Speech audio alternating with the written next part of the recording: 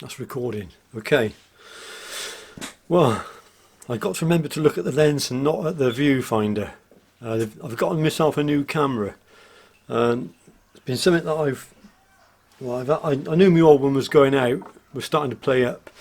About 6 months ago it started getting a bit intermittent and having a few faults. I've had to do a lot of relearning with the new camera. But anyway, this is about my new camera. Look at my old cameras and a couple of finished knives. First of all, I'll show you my old camera. This is it. It's a Lumix G7. It's a mirrorless. There's a sensor in there. I've had this camera, I think, around about 5 or 6 years. It's done me really well. It's suffered the abuse of being outdoors in the wind and in the rain, being in the workshop in all the grit and all the dust. So I'm surprised actually it's lasted as long as it has. But it's now malfunctioned, and I've been trying to fiddle with it and get it to work, and it's just had it. Basically, it switches on sometimes, and then it just dies and the screen goes black. And so it's had its day basically. I can't really grumble, but it was a bit of a loss because it was about £600 when I bought that. I spent a lot of money, £500 perhaps, when I bought that camera. So because I got another YouTube channel called Wiltshire Man, where I do all my outdoor camping, etc., I needed to keep filming, keep producing some content for that, and keep creating, I suppose. And so the other camera that I use is a GoPro Hero 7, and that's actually in this sort of rig case which holds a microphone, because the audio on these cameras isn't very good. So that does that for the action and POV footage when I'm riding my motorcycle, etc. And then for the B-roll footage, because I've always liked cameras, and I've always liked creating video and messing around with video. I bought this lovely camera. This is fantastic for taking photographs. And this is the Nikon D 7500. It was expensive. The body is a very heavy camera. It's a DX format, but it's got a lovely Sigma lens which I use for photographing my knives, and it's just a lovely camera to use for producing photographs. But when it comes to video, it's rubbish. It's such a struggle. The focus is antiquated, really fast on photographs, but on video, forget it. It was really holding me back, and I managed to go on a month or two with it, using it in video format, but it just wasn't doing it for me. So I bought myself a new camera. It wasn't cheap either. But I went for a Sony A6400. And the reason why I went for that was because the focus should be on me straight away. It tracks your face. The background should be blurred. I can see it tracking, you probably can't. And it's weather sealed, so it's going to keep the moisture out, and it's just an all-round excellent camera. But yeah, it was expensive. I've got that in a rig called a small rig, which means I can put lights on it, or I can put a microphone on the side. In fact, I went out with the GoPro just now into the garden and just filmed it so I could show you guys what it looks like. Anyway, how am I feeling? I know a lot of you were concerned over the recent months because I had a problem with my eye. Well, I'll tell you what a difference an eye makes, because I got my eye back. I've had the surgery, I've had the gold weight taken out, and it's now been several weeks, and it's healed up healed up really well. Got a frog in the throat.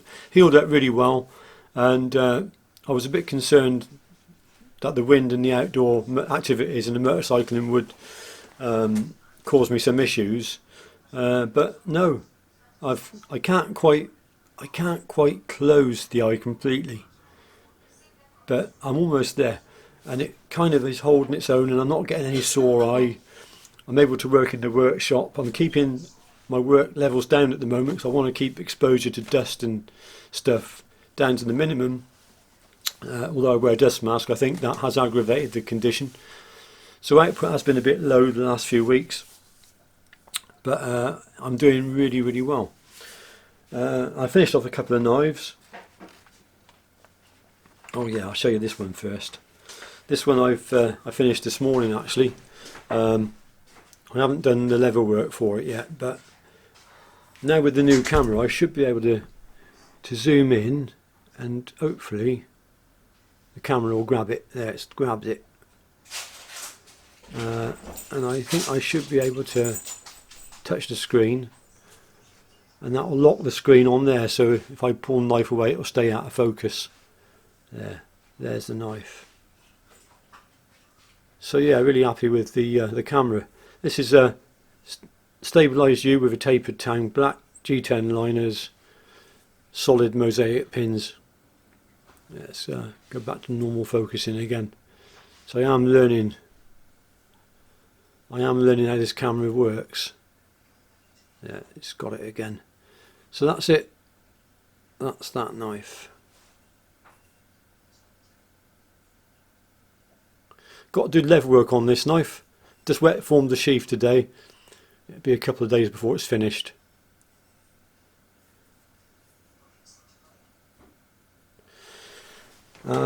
And the other knife that I finished earlier this week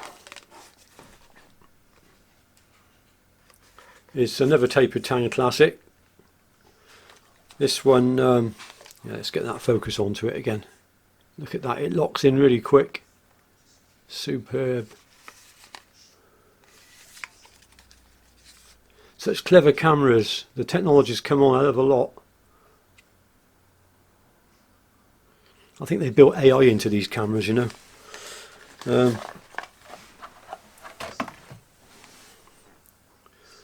again, let's lock that focus in.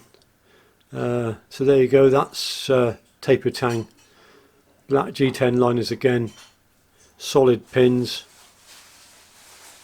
stabilised massa birch.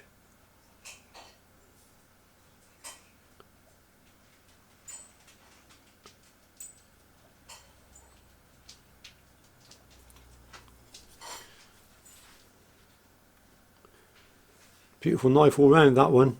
And the scales are really rock solid. That stabilising process, it makes them like iron almost.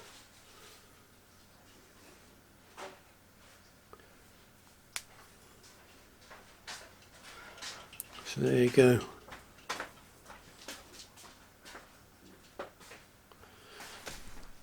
Back on me again. That's really neat, isn't it? I love the camera. So happy with it. So those are the two offerings. That's the quick update. I have been out in the woods recently. I went out with a lovely wood stove. I modded my Polish TP.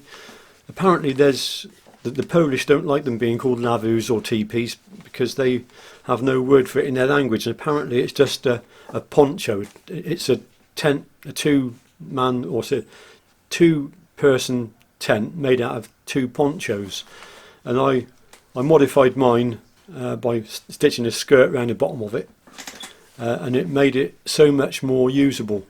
And I went out a couple of nights ago and spent a night in the woods in that with a lovely wood stove, and I really enjoyed the time.